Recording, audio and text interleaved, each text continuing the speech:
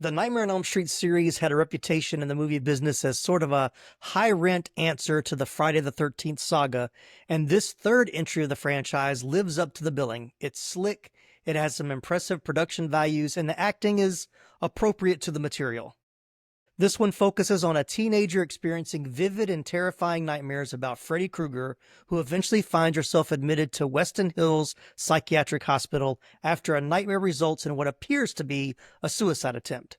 There, she discovers she's not alone. Several other patients are plagued by the same dream demon. So grab your no-dose pills, drink plenty of coffee, and whatever you do, don't fall asleep, as Nicholas Pepin, Laramy Wells, and I discuss A Nightmare on Elm Street 3 Dream Warriors from 1987 on this episode of the 80s Flick Flashback Podcast.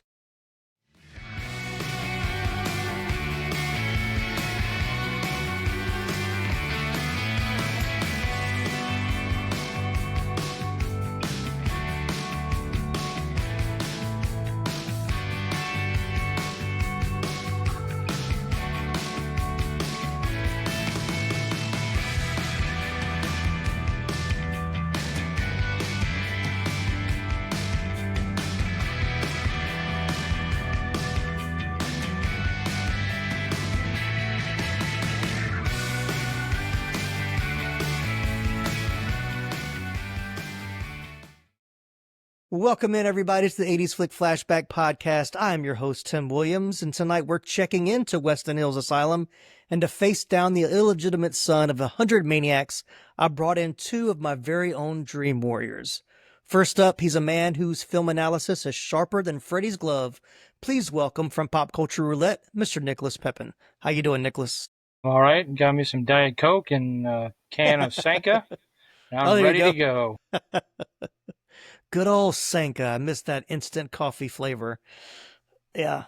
And then joining us is a podcaster who can navigate the boiler room of 80s horror without breaking a sweat.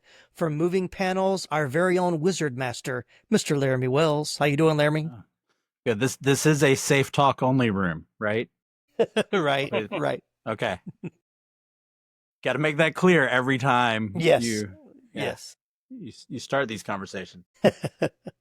So we're in the middle of coming to the end of our Summer of Sequels series, and the first 2 weeks of August, we decided to take on some of the horror sequels. Nicholas and I tackled Halloween 3, Season of the Witch, and I'm so thankful to talk about a much better horror movie now with Nightmare on Elm Street 3, Dream Warriors. So let's jump right in.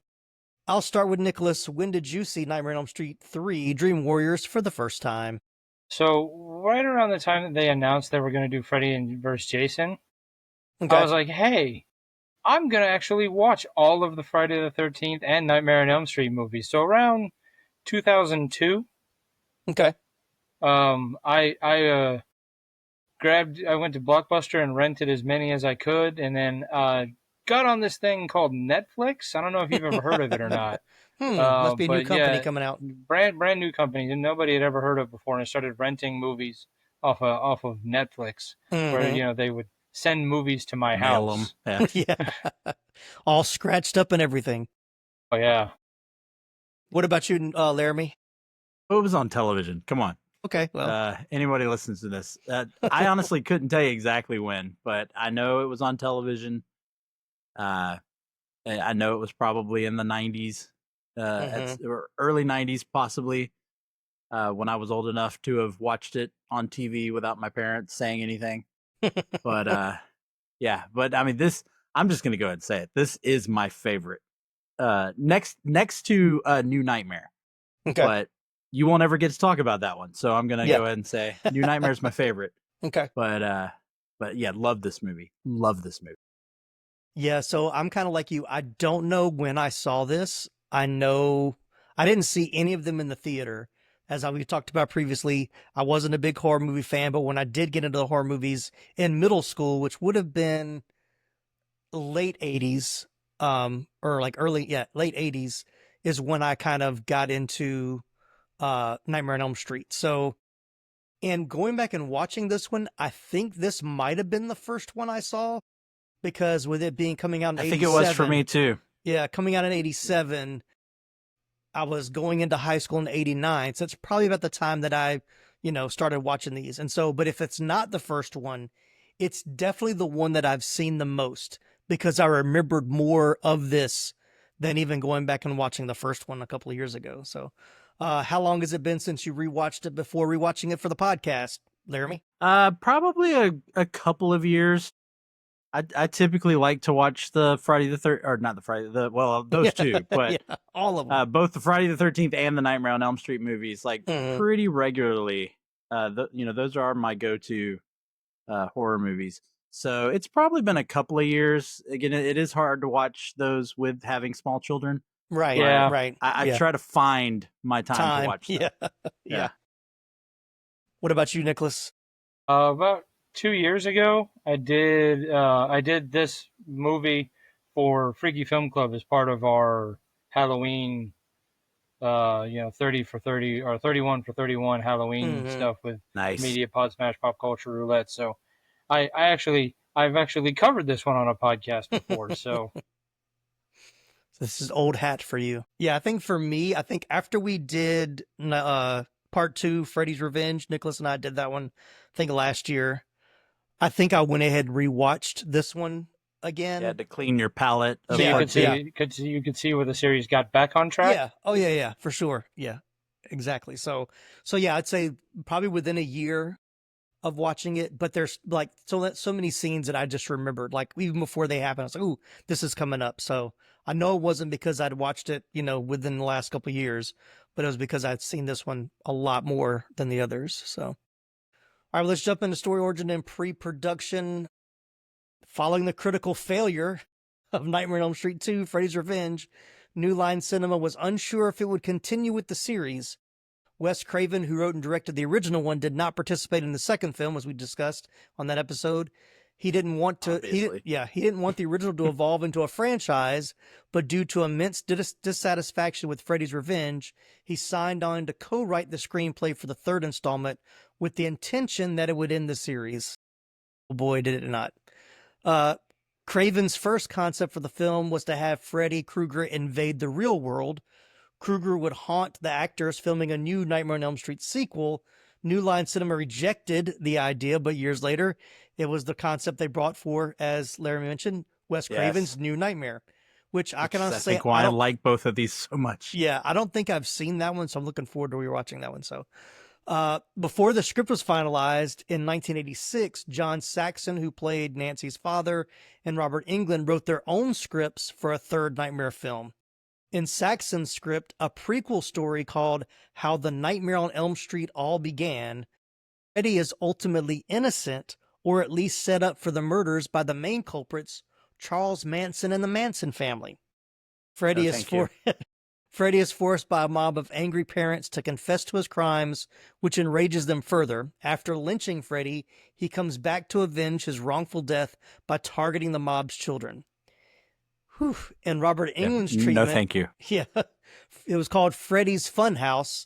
The protagonist is Tina Gray, who was played by Amanda Wyss in the first movie.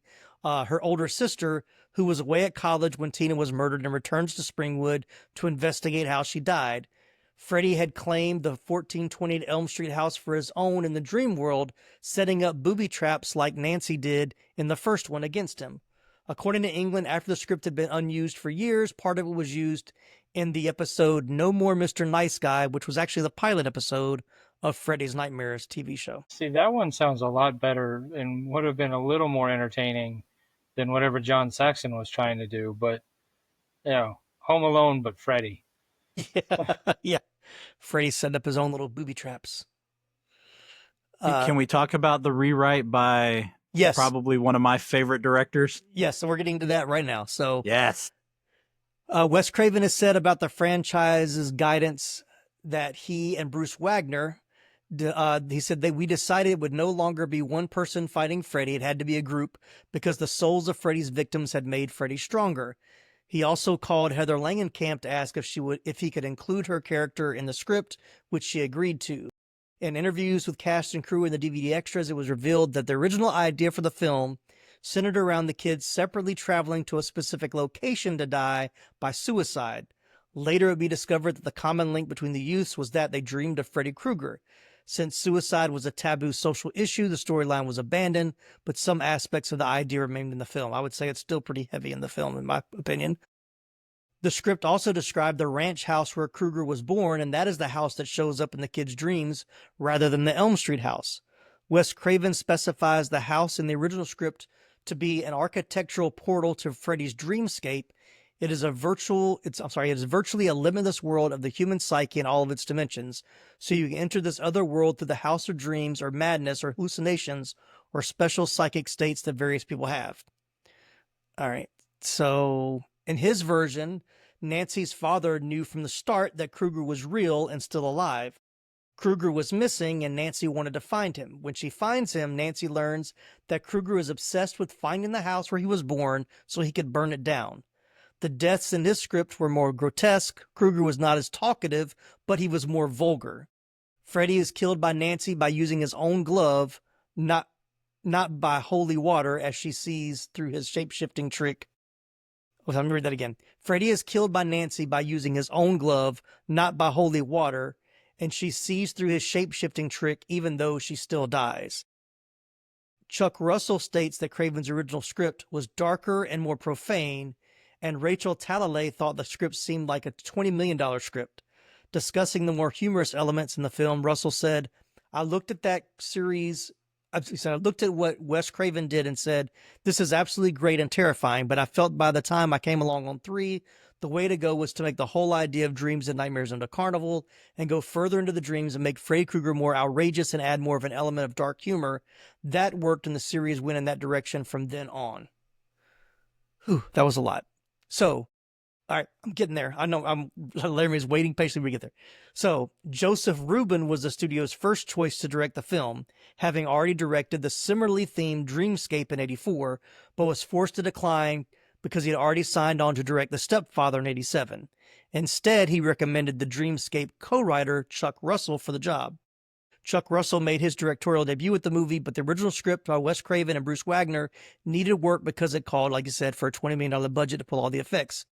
Even though Russell and Frank Darabont scaled it back considerably, it was still ambitious for a $4.5 million budget that they got. So if you recognize that name, Frank Darabont, he became a very famous director and directed, Laramy? Shawshank Redemption. Of The course. Green Mile. Yes. The Majestic. Yes. The Mist. Yes. So, and this was his very first screenwriting credit and the beginning of his career. So amazing. Yes. Amazing how people start in horror movies and move on. So yeah, so him and I think I read somewhere that Russell and Darabont like locked themselves up in like a hotel room or like a cabin for like a whole weekend and tried to like put the story together based on Craven's original script, but they had to give it more of a storyline. But because it was ambitious, the result was an incredibly tense set, not a particularly ideal setting for Patricia Arquette, who made her film debut on this. On her first day of filming, the production was already so behind, they didn't get to her scene until 4 a.m., by which point she had got so tired she forgot her lines. It took 52 takes of her feebly making her way through it before they simply fed her the lines through cue cards behind the camera. She stated it wasn't a pleasant experience for her, and Russell said he may have pushed her a little too hard. So yeah, so that is how we got part 3. But Craven, it's not in the notes, but I know Craven said I think he was planning to direct, but he was already in production for Deadly Friend, I think was the name of it, that also came out in 1987, which I don't know that one at all. Yeah. But he also thought they were going to take his script and he thought he would get notes back. Like he thought he would do another rewrite. He didn't expect it to be the final version. So he was a little surprised when he found out they gave it to somebody else to rewrite. Actually, he didn't even know they were giving him a producer and a writing credit until the movie was pretty much done. So even though it was his original story, he was kind of left out of the production altogether, which is kind of sad. Can we talk about Chuck Russell's like good, maybe 8-year run before he just tanked as a director. You can. I didn't go too deep into his filmography, but go ahead. So, he directed the remake of The Blob, Mhm. which came out the very next year, which is actually a pretty good, monster B movie remake. It's actually pretty good. But then he's the director of The Mask, which is what I typically remember. Yeah. So he directed The Mask, but then he directed Eraser with Schwarzenegger. Arnold Schwarzenegger. Yeah. He directed The Scorpion King. Okay. Yeah. And then I don't know if he's directed anything since. I mean, those are pretty big hits. Yeah. So I'm surprised. Was The Scorpion King a hit though? Yes. It was. It wasn't as big as The Mummy, and it's not as well loved as the first two Mummy movies, but yeah. Yeah. It made The Rock a movie star for sure. Yeah, sure. I have to go. Yeah, that have to go way back. That's back when The Rock had hair. It's funny to watch his movies back when he first started, and he still had his receding hairline. Yeah, every so often you watch one of those old ones, and you're like, why does he look so? Oh, that's right, hair. Yeah. I had to go back and find some old Statham movies when he had a little bit of hair, like the first Transporter movie. I think he had a little bit of hair too on the top of his head. Not much. Not much. The Rock had a little more. Yeah. Statham was always kind of bald. Yeah. His was a much closer buzz cut. So, all right. Totally off topic. But here we go. It's still though. This is the guy that directed The Mask, but then also directed The Scorpion King. Yeah. So. Yeah. I mean, hey, that's better than.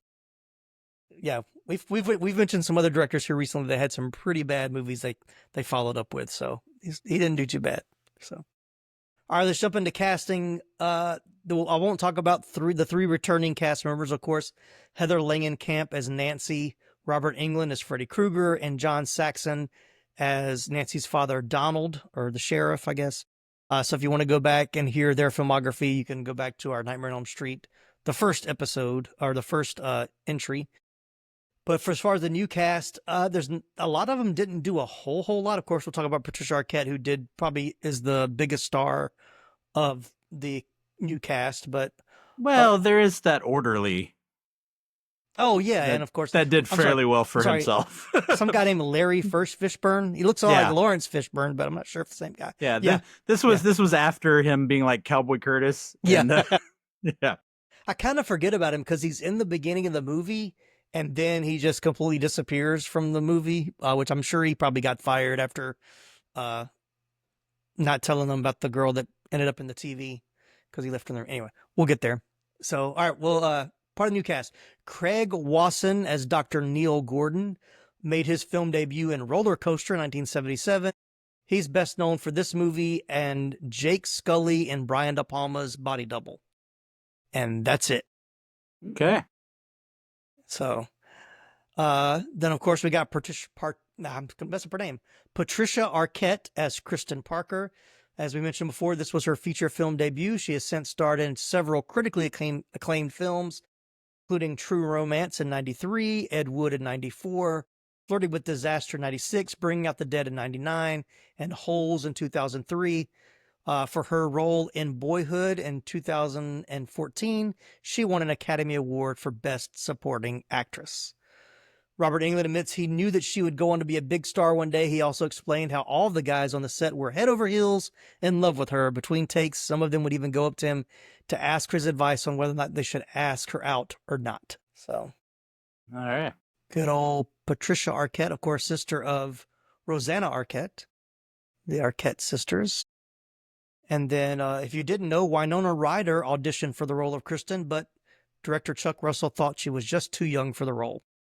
So instead, we casted somebody who was 30. Yeah. Yeah, yeah. All right, going down the list. Well, let's talk about it. So what did you think? So for that being her first film role, I think she did pretty good. I mean, she was a good anchor for the movie, I feel like. Yeah, I mean, I'm not really that much a fan of Patricia Arquette. Like, I feel like she's pretty much the same in everything. Yeah.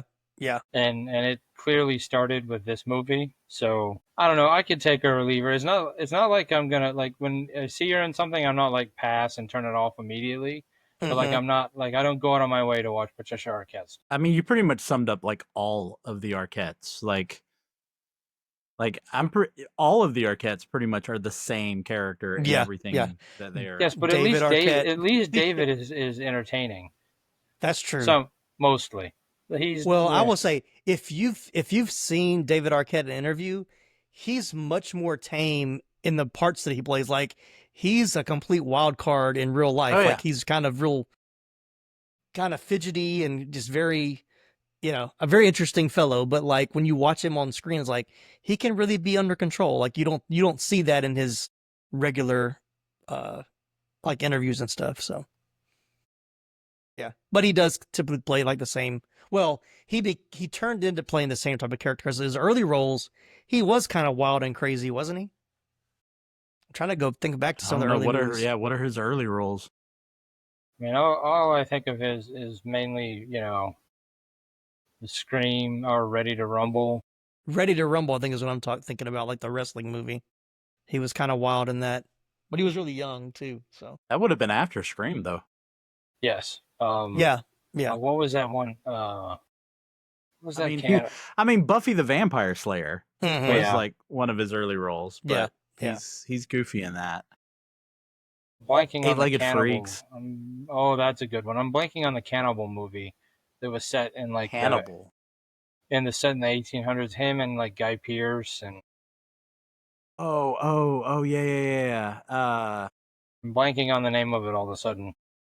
Oh, I know. As soon as you said Guy Pearce, I know exactly what movie you're talking about, but I can't think of it. Was it like Ravenous? Yes, Ravenous? Yeah, I enjoyed him in that one. I mean, he has some range, but he is limited, and I think it's because of his off-screen stuff. Persona. Oh yeah. Yeah, people don't necessarily want to, get involved. All right. Well, moving right along, we got Ken Sagoes, I think, as Roland Kincaid. He's best known for this movie as well. He's also in the sequel, Part 4, The Dream Master. He portrayed Daryl in the TV show What's Happening Now. He made guest appearances on shows such as The Twilight Zone, Night Court, My So-Called Life, Martin, The Parkers, The Division, and The District. Apparently, when he came to his audition, he was soaked because of a storm, and the casting department was a few hours late, which understandably irritated him. When he came into the room, Chuck Russell told him to do whatever he wanted to do for the audition. So then he cussed out the director and basically said F you, which helped him get the role. Awesome. Just Good wanted to for see him. some rage. Then we've got Rodney Eastman as Joey. Joey's the one, I couldn't remember any of their names, so I had to write down who they were. Joey's the one that couldn't speak. He really didn't do anything after this movie. But one little, No, he was in the sequel. yeah, there's a few in the sequel. He was in the fourth one. Okay. Yeah. So of course in this one he has a weakness for women. Freddy uses it against him in order to trap Joey. He takes his dream that makes one of the nurses at Weston Hills is seducing him. The actress Stacey Alden, who also did nothing after this movie, had to take her shirt off for the scene, but the filmmakers tried one scene where she was actually wearing Freddy's makeup. The image of Freddy with a woman's chest just looked too silly when they filmed it, so they scraped the idea altogether. Smart. Yeah. I don't think that was something I would want to see. I don't want to see it. All right, then we got Jennifer Rubin as Taryn, who was the recovering drug addict. She followed Elm Street 3 with Bad Dreams in 88, Permanent Record in 88 with Keanu Reeves. She was also in The Doors, Oliver Stone biopic.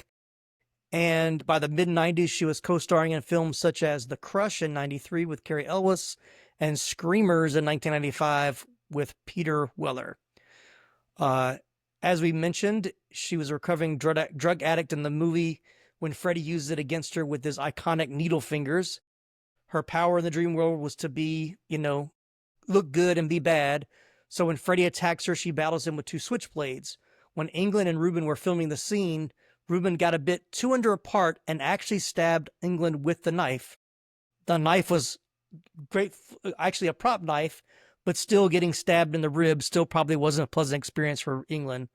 Also, when she dies, her head was supposed to explode, but the effect wouldn't work, so they just had to move on. Yeah. I do notice that scene, like you see like the blood vessels or whatever in her head like start to get big. So I could see how they were probably going for that. But and she's told that some of her fans, she said that she heard from some of the fans of her character. They told them that seeing her in the movie helped them to quit drugs, which she's very proud of that fact. Yeah. Yeah, because I do know that scene in, I want to say, I won't even name a country, but I do know there's like a country or two that scene caused problems because they thought that it actually promoted the use of drugs. How would you think that scene causes? Yeah, that was my thought too. Is I was like, that's kind of the exact opposite of that scene. Yeah. Like, so yeah. So I was glad to hear, because I heard that same thing too, that she's talked about that it's actually helped people, which I could definitely see, like that, scare you straight on that. And I did like that they included the scene of like the orderly or whatever that was trying to, get her to go, to relapse or whatever. And she was very strong about like, no, that I'm not that person anymore. So I like that they didn't make it seem like that's what she really wanted. Like she was, so she was strong and Freddie, kind of took over. Because I will say that even though, to be honest, and I know you haven't gotten to the other Dream Warriors yet, but hers isn't probably one of the best deaths, but her little marks on her forearm, like pulsating, that is a freaky effect. Like little mouths, like, yeah. Like, Yeah, I then try to ignore that when Robert Englund then jabs, he misses like half of her arm. And you see him like moving his fingers so that they're at least making contact. Yeah. I did notice that. Yeah. But yeah, the effect, which is clearly a practical effect. Yeah, a lot of practical effects, which was good. Of her the little wounds opening and closing that is a nasty effect. Yep. All right, so then we've got Bradley Gregg as Philip Anderson. He was the one that made the puppets. And Freddy. Another nasty effect. Yes. Gregg's first film was the 1985 movie Explorers, but his big role came in 1986 in the hit drama film Stand By Me as Eyeball Chambers, the older brother of River Phoenix's character. They had both previously appeared in Explorers. In 1989, he appeared again in Indiana Jones and Last Crusade, which we just covered a couple weeks ago. Another film with River Phoenix. He also appeared in the critically acclaimed TV miniseries Lonesome Dove. I will say, I know we haven't gotten to like favorite scenes or iconic scenes, but his death scene is probably the one that I remember the most from this movie. Like that's the one that when I first saw it, I was like, oh my gosh, like it's still, even though I know it's fake, it still gives me kind of I'm not scared, but it kind of gives me the willies, I guess you could say, or, it's kind of like, ugh. Especially the close up of his feet as he's walking. Yes. That's. Yeah. Even though the effect is a little wonky when it's showing him walking through the hospital, because you can see, I'm sure because they're trying very thin wires, but they, kind of lose focus, but still a good effect and still got the point across. I mean, so. I would say, and I'm going to jump in a little bit here. Almost all the practical effects still hold up. Yes. Yeah. And you can tell like when practical is being used. There is one effect towards the end of the movie that I'm not sure how practical it is, and that's the probably weakest effect of the movie with the skeleton fight scene. I was about to say when it turns into Army of Darkness. Yes. Yeah. Little stop motion action. Jason and the Argonauts. Yeah, there you go. You go. All right, moving right along, trying to get through all of them. Ira Hayden as Will Stanton. He was the one in the wheelchair. His other film roles included. Death scene in the movie. I'm just yeah. Other film roles include the 1988 film Elvira, Mistress of the Dark. He was also in Time Lock in 96, Trouble with the Truth in 2011, and then I saw they had him as Ghostbusters Afterlife in 2021, and I had to look it up. He's the voice of the Mini Puffs. That is his credit in that movie. So good for him. Yeah, still working. He had a small recurring role in the ABC hit TV series Alias as CIA techie Rick McCarthy. He's made guest appearances on TV shows such as Family Ties, Step by Step, and Family Matters. In real life, Will was a Dungeons and Dragons dungeon master during high school, which made him feel secure in the role, which he thinks is the reason why he got the part. And speaking of death scenes, when it came time to film his death scene, the blades on England's glove wouldn't retract, so they had to improvise. Instead of delaying the shoot, they just stuck a 2x4 underneath Hayden's shirt and hoped for the best. Thankfully, England had good aim, so Hayden wasn't seriously injured, but it could have ended badly. It's still the worst death in the movie. I'm just going to say it now. It's the cheesiest one. It's the lackluster, like, Yeah. It's his little, spirit Halloween cape that appears on him. And Yeah. Yeah. We already mentioned Larry Fishburne as Max Daniels. Of course, we covered him in our School Days episodes. You can go back, listen to that one. Penelope Sudrow played Jennifer Caulfield. She was the one that wanted to be on TV, and the one that we have the most famous line of the movie that we can't say on this podcast, but if you know, you know. You can say "Welcome to Prime Time." Yeah, you can at least say that much. Which, I didn't put any ropes. So brought it up. So the Welcome to Prime Time was the scripted line. What he said after that was actually ad-libbed by England. And a rare thing for England, because England is not an ad-libber. Right. Which is crazy because he's Freddy Krueger. Mm-hmm. But he's not an ad-libber. Yeah. But I think so they filmed it so many times, I think he was just trying something different. And the director liked it so much, but he didn't want to lose the original line, so they had to kind of splice the two lines together. So, but it works. Then we've got Priscilla Pointer as Dr. Elizabeth Sims. I knew she looked familiar. She appeared in Carrie in 1976, in which she played the on-screen mother of Amy Irving's character. She was in The Onion Field in 79, Mommy Dearest in 81, Twilight Zone the movie in 83, David Lynch's Blue Velvet and Coyote Moon in 99. She's in a lot. And usually plays an unlikable person. Yes. Yeah. Which she was in this for sure. From 81 to 83, she had a recurring role in the soap opera Dallas as Rebecca Barnes Wentworth, the mother of Cliff Barnes. She appeared in 44 episodes. She's also the oldest, the cast member of all of the Friday the 13th. We've talked about it so many times. The oldest of all of the cast who've been in A Nightmare on Elm Street. She just passed away in April of this year at the age of 100. Wow. Good for her. Yeah. Kind of amazing. Her. I will point out my comic book connection with her. She's Nora Allen on the TV show, the old Wesley the old Shipp. Flash. Yeah. She was Nora Allen. Yeah. Who didn't die as a kid, but you can go back and listen to when he was a kid. Right. So, right. Yeah. So other people that didn't really do anything else, I'll just mention briefly. Clayton Landy as Lorenzo the orderly, Brooke Bundy as Elaine Parker, which I think that was the nurse.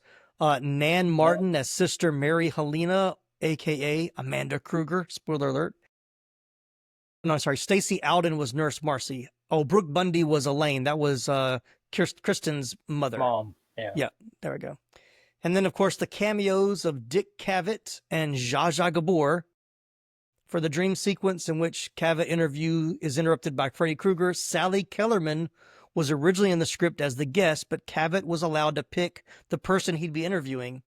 He picked Zsa Zsa Gabor because he thought she was the dumbest person he'd ever met in his life, and he'd never have her on his show in real life. So if there was one person he'd want to see killed by Freddy, it would be her. And I also read that Robert Englund said that when they came to film the scene, it was obvious that she did not know what movie that she was in. She feels like her producer or her agent said, "Hey, you're in this movie, show up on the set." And so when they switched for Freddy Krueger to come in and scare her, she was literally scared because she didn't know it was a horror movie. Like, that makes sense. All right. That tracks. Yeah. All right, can we go back and talk about Nan Martin? Yeah, you can. Go for it. Yeah. Do y'all remember that she was the owner, I think, of the department store that Drew Carey worked for on the Drew Carey show? That's her. Oh my gosh. Like, I knew that she looked familiar. Yes, that's right. Okay. Okay. Yeah, I didn't dig as deep into her filmography. Because she has a pivotal role, but she's not in the movie a whole lot. So yeah. No, but she also has been in so much. It's like I saw her. I'm like, I know I've seen her in a lot of stuff. Mhm. But no, it's always the Drew Carey show. Like she's that older woman that Craig Ferguson's always. Yes. Yeah. Like yeah. Yep. Yeah. No, that's her. I was rewatching some of those episodes a couple of months ago. It was on one of the. Yeah, I'm so glad they're finally out on streaming. Yeah. They used to not be. Yeah, they used to not be. But yeah, now they've been showing them. Just like one of the streamer channels. I don't know if it's not Tubi. I think it might be on Amazon. But one of them has like it has a channel, a streaming channel that's just like old sitcoms. And it's not on every day. It's like they'll run it for like several hours, then it's not on for like another couple of weeks. But that show was really weird. Like it was funny, and I loved it as a kid. I loved it when I watched it originally came out. I wasn't a kid then; I was in college. But going back and watching it now, I was like, they got away with a lot of weird stuff on that show. They did a lot of weird stuff. Yeah, it was essentially because that was Drew Carey. I know we're going off topic here. That's fine.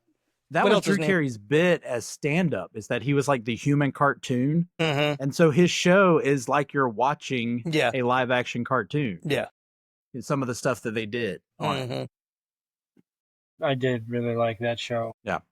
Yep. All right, let's get back on track with it. All right, we're here with iconic scene. So, all right, here we go. If someone says to you, Nightmare on Elm Street 3, Dream Warriors, what's the first scene that pops in your head? We'll start with Nicholas. It's pretty much the death scenes, but the TV, when Freddy jumps out and like grabs her, like rams her into the TV, and like, but so much of this movie is predicated on adults being stupid. Yeah. So you have a TV that's elevated. She's a good 2 feet off the ground. Good 2 feet. And they're like, yep, she killed herself. Yeah. How in the world does this little girl running jump smash her head through a TV a couple feet in the air? And those TVs weren't exactly the easiest to smash through. Like those were the old screens. School. That TV had to have also like weighed like a good 100 pounds. Right. Yeah. Almost any of the death scenes are the iconic one. I mean, because this is where, because we talked about it a little bit with the last one. The first one, Freddy was, like just the evil omnipresent force of destruction. The second one, they started allowing him to get a little bit more humorous. This one, they really picked up with like personalizing the catchphrase. Like welcome to prime time, and then I can't remember some of the other. Are you tongue tied? Tongue tied. Yeah, and when he did the what a rush when he's injecting the girl.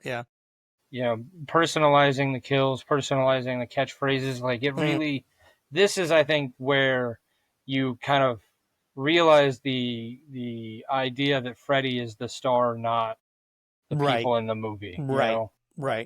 You still have to find a way to kill him because he's the bad guy. But Freddy is the reason you're putting butts in seats.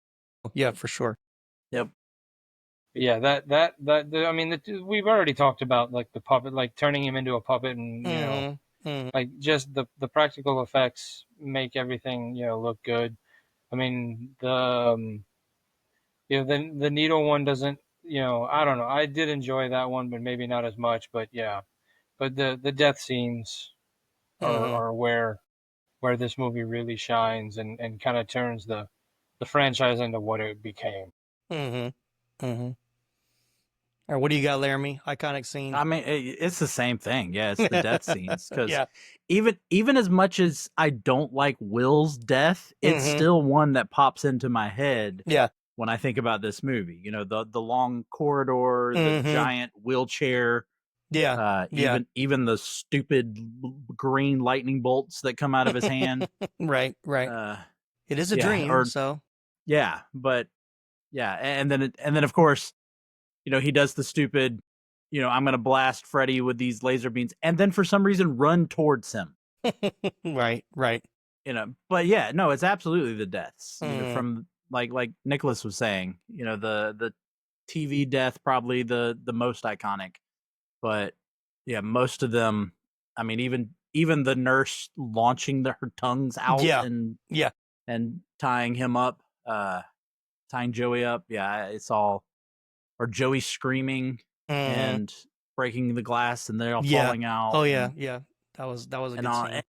Yeah, and as much as corny as some of this is, and honestly, when you break down their dream powers and how stupid a lot of their dream powers are, it's still a memorable movie all across the board. Yeah. So, yeah. Yeah, I think I'm sorry. The puppet, like the veins puppet. That's the one that I remembered once again because that one struck me so much when I watched it the first time. But of course, the TV is probably the most iconic. I mean, that's the one that most people remember. But yeah, what about favorite scenes besides the ones you've already mentioned? I think we might have mentioned them all. I mean, we've pretty much mentioned them all. I mean, the favorite ones and the iconic ones kind of overlap on this one. Yeah. What did you think about the snake, Freddy as the snake scene? The scene that almost didn't get the movie approved. Right. Because, I don't know if you have that written down. I have it. I have it on there. Yeah. Yeah. So yeah, of course it's a very dark looking snake. It was supposed to look more like Freddy, right? But because Freddy's kind of pinkish colored, it looked like something else. It looked like something else. Yeah. Yes. So yeah, they had to. Yeah. And they apparently used that shot in some international posters, and the posters ended up getting banned. Yep. I read that too. Yeah. Because not only did he look like a certain thing, but he in mid process of devouring Kristen looked a little inappropriate. Yeah. Yep. I used to have it. I don't have it anymore. I got rid of it, but I used to have like a little I don't know what you would call it, a figure type thing, but it was a set piece that was actually of that scene. Oh, really? And it always bothered me because the Freddy snake in this little toy, statue, figurine, whatever you want to call it, was green. And that always bothered me. Yeah, why is it green? Now you know. Like, why is he green? But make him dark gray or black. Like, why is he green? Yeah. Okay, moving on. Any other scenes? We've said all we can say about that one, but yeah. I mean, not necessarily favorite scenes, but the scene in the beginning, one of the first one, like the first dream sequence, when she meets the little girl. We've heard the Freddy, nursery rhyme again. Right. And she picks up the little girl, and it could not be more obvious from the second she picks up the little girl. No, until the time when it's revealed that it's a doll. Like it is like it's just so painfully obvious. Yeah. I made notice of that too when I was watching it. I was like, oh, that's still a doll. And then got to the point where I was like, she realizes it's a doll. But they spent $10,000 on a not a doll, but like looking like a real decaying child. And when the director and the crew saw it, it was so grotesque that they couldn't use it. And the guy who spent like 6 months making it was so mad, and they spent $10,000 on it anyway. So they just grabbed like a skeleton with a wig, and that's what made the movie. So yeah, it's pretty crazy. But going back to that, so think about like the dream sequences too.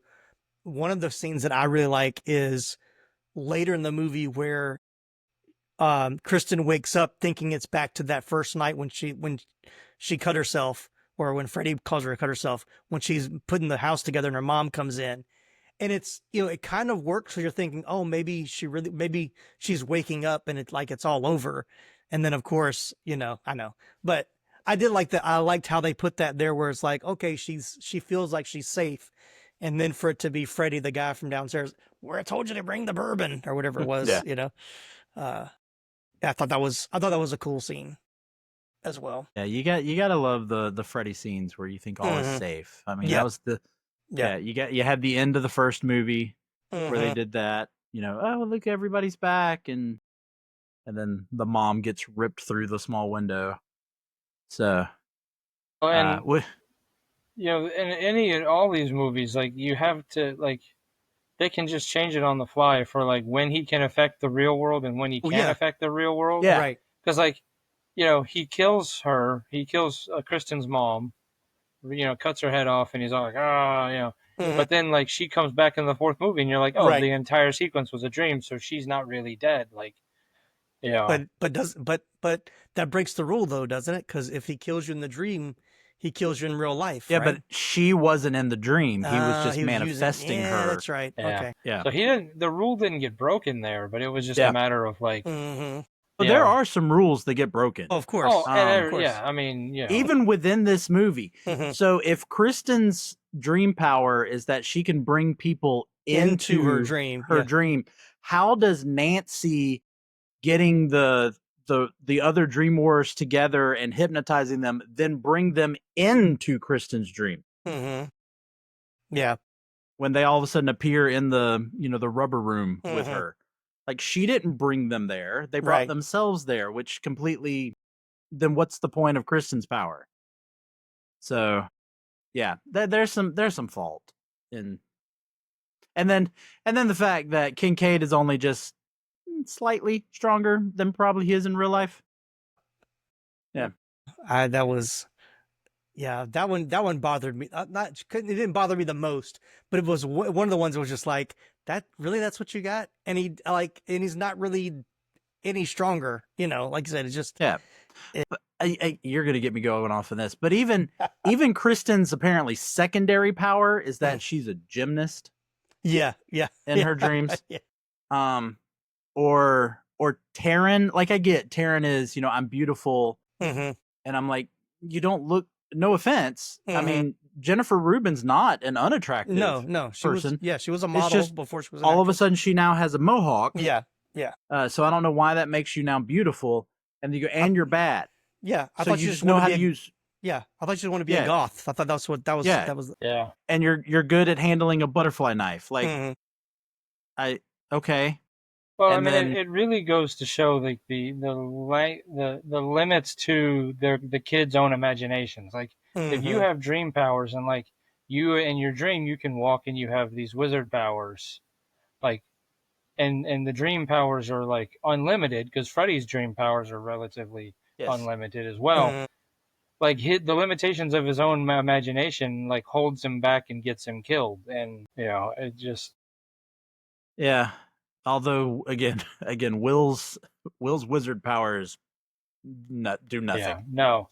I mean, at least like Kristen is able to martial art gymnastic. Jump out of his reach. Yeah. Yeah, or drop kick him and do some damage or whatnot. And why doesn't Nancy have a dream power? Why did they not give Nancy a dream power? Yeah.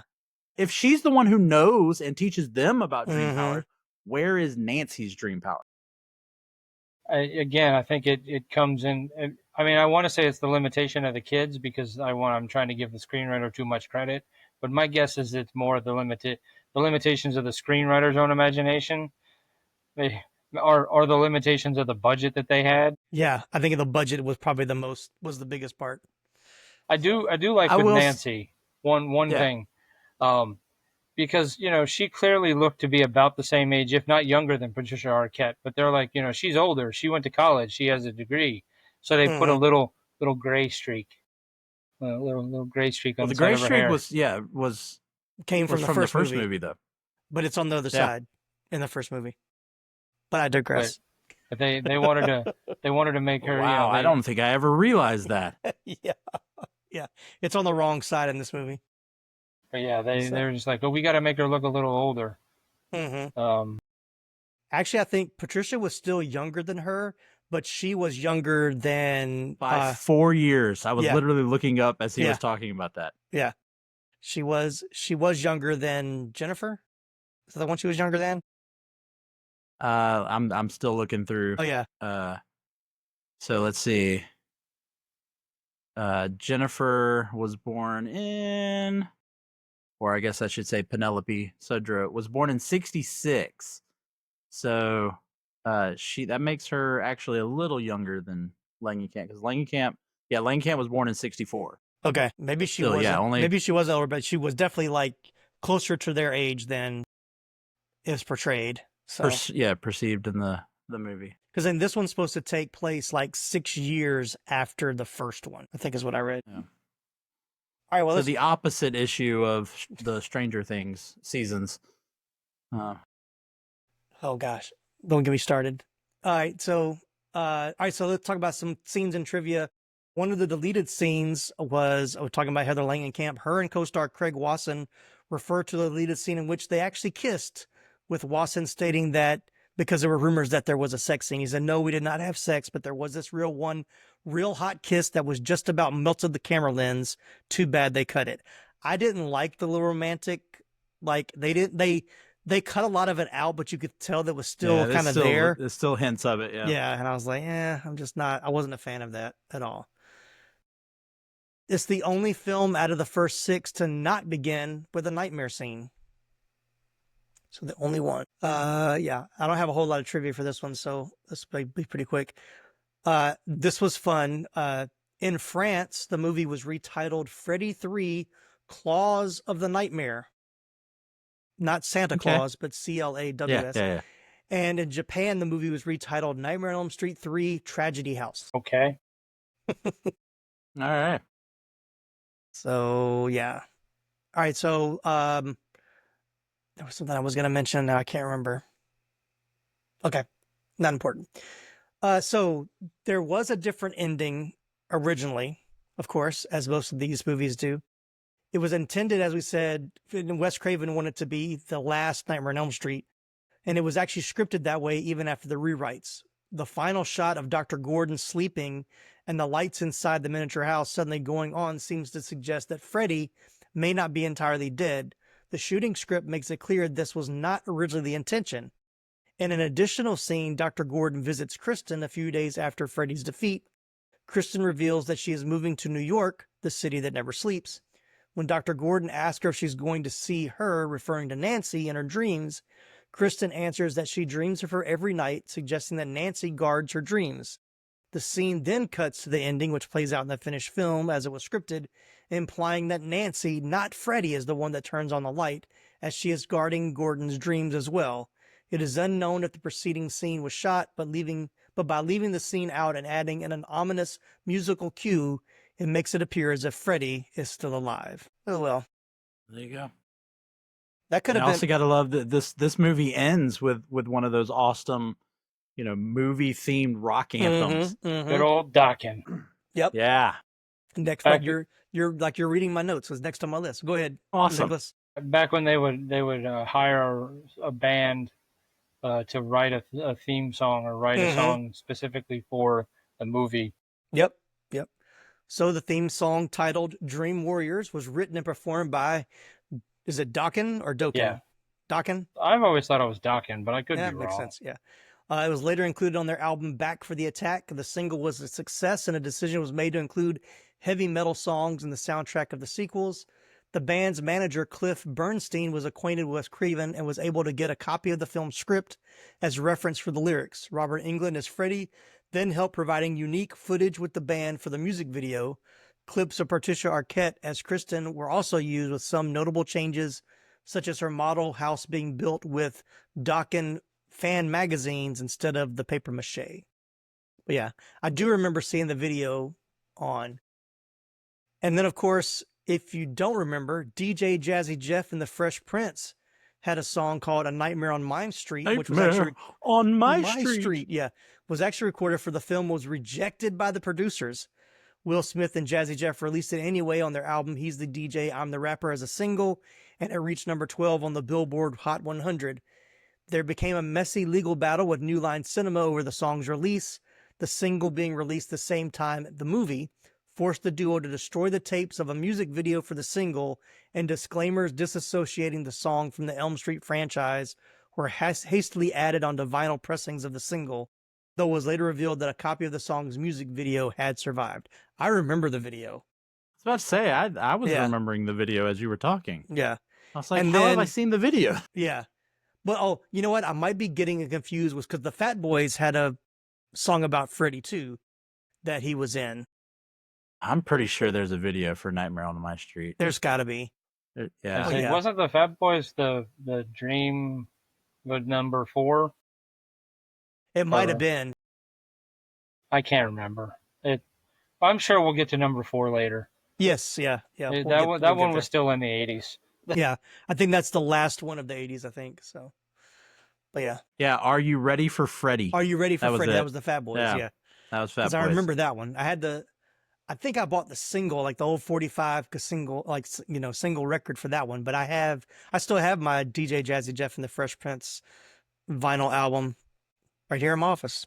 So, might break that out tomorrow. Listen to that again. Box office and critical reception. Nightmare on Elm Street 3 opened theatrically in the United States on February 27th, 1987, and dethroned Platoon at the #1 spot on the weekend box office.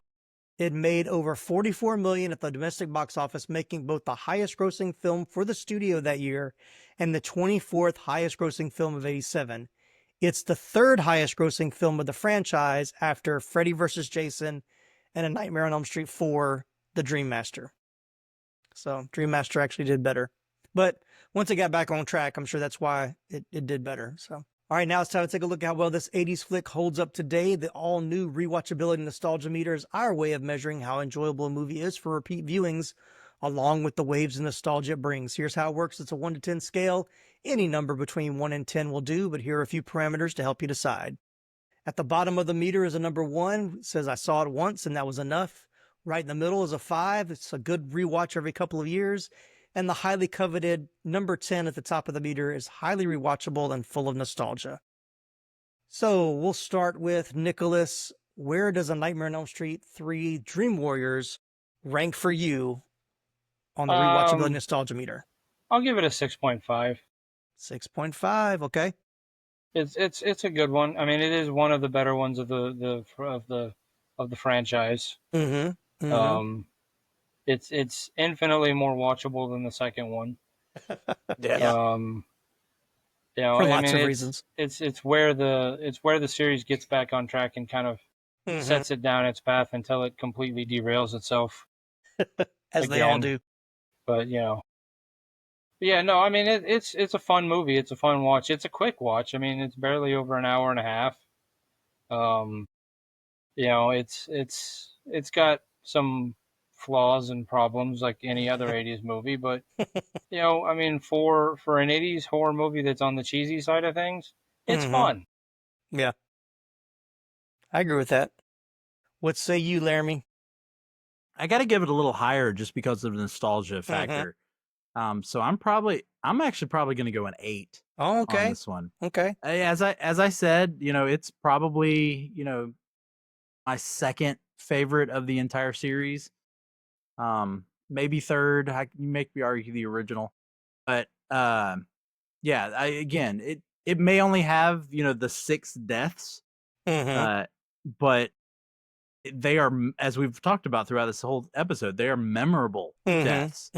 And so, yeah, I think just for the sake of nostalgia, I have to take that one up to probably an 8. Yeah. I'm right there between the two of you. I was pretty settled on a 7. But once again, I think it's because of the nostalgia factor. Like I said, I think this is the first one that I saw of the franchise. It's definitely the one that I've seen more than the others. But it's not one that I just don't get around to watching it that often. So rewatchability is not as high, but nostalgic knocks it up. So yeah, 7, maybe even 7.5. I'm gonna even go that high. I can't give it an 8 though, but yeah. But like you said, it's enjoyable. It's a short watch. I liked Nancy coming back. I felt like it got back to what made the first one so good. The practical effects, I think, once again, help make it memorable as well. So yeah, 7.5. I'll go with that. So let us know where you think A Nightmare on Elm Street 3 Dream Warriors should rank on the rewatchability nostalgia meter for you. You can send us an email, reach out to us on social media, or leave us a comment right here on YouTube if that's where you're watching the podcast from. All right, Nicholas, Laramy, thanks so much for joining. I hope you guys had a good time talking about Dream Warriors. I know I did. So what's going on with Pop Culture Roulette, Nicholas? Anything exciting happening? You guys had some fun episodes here recently. Yeah, we did we did a wrestling bracket. Mhm. We've got we're in a period right now where we're just doing whatever is entertaining. I mean, the wrestling bracket was kind of inspired by some unfortunate real life events, but it provided us with a real fun episode. Mhm. So we just like having fun. We like making each other laugh, and you can find us anywhere you find your podcast, or hit us up on Facebook, Instagram if you have a topic you want to hear about. Um, so yeah, I mean, Pop Culture Roulette is where you'd go to find us anywhere, basically. Yeah, I listened to the Misheard Lyrics episode, which was a lot of fun. I enjoyed that one a lot. That was a fun Oh one.